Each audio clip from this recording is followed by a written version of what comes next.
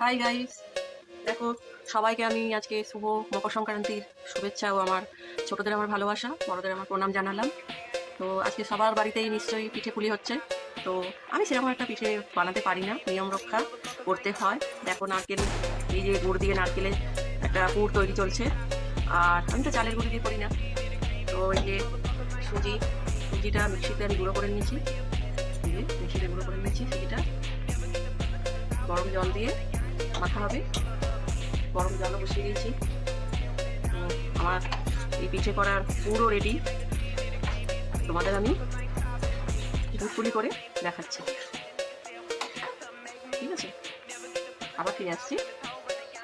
দেখো আমি আবার ফিরে এলাম তোমাদের সামনে। তো আমার এই যে ওভেনে পিঠে সেদ্ধ হচ্ছে, তো আমি তোমাদের একটু খুলে দেখাই।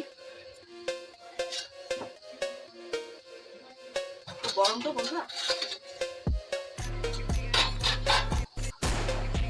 তোমরা দেখতে পাচ্ছ। তো আমার মা প্রত্যেক বছর পিঠে পাঠিয়ে দেন, নানা রকম পাটিসাপটা, নানা রকম পিঠে করে। তো সেই কারণে আমি ওই নিয়ম রক্ষা আছে সেই হিসেবেই করি।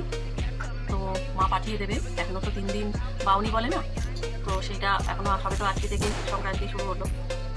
তো তোমরা সবাই কে কেমন পিঠে করলে একটু আমাকে জানিও। তো আমি এগুলো তুলে নিয়ে আবার ফিরে আসছি। দেখো বন্ধুরা, আমার সেতো পিঠে হয়ে গেছে। এই যে তোমাদের সামনে নিয়ে হাজির হয়েছি। এটা কিন্তু সুজির পিঠে, সুজি দিয়ে বানানো। তোমরা কে কে সুজির পিঠে বানাও? খুব সফট হয়। এটা আমার শাশুড়ি মায়ের থেকে শেখা। সত্যি কথা, আমরা সুজি দিয়ে পিঠে কোনোদিনই করতাম না। বিয়ের পর শ্বশুরবাড়িতে এসে আমাদের সুজির পিঠে প্রথম নারায়ণকে দেওয়া হয়, তারপর আমরা সবাই সেই পিঠে খাই, ঠিক আছে? তো এখনো হচ্ছে পিঠেটা, দেখো কত সুন্দর হয়েছে। এখনো এই যে হচ্ছে, দেখতে পাচ্ছ। তো তোমাদের আমি টাটা জানালাম। সবাই মকর সংক্রান্তিতে পিঠে খাও, ভালো থাকো, সুস্থ থাকো, টাটা।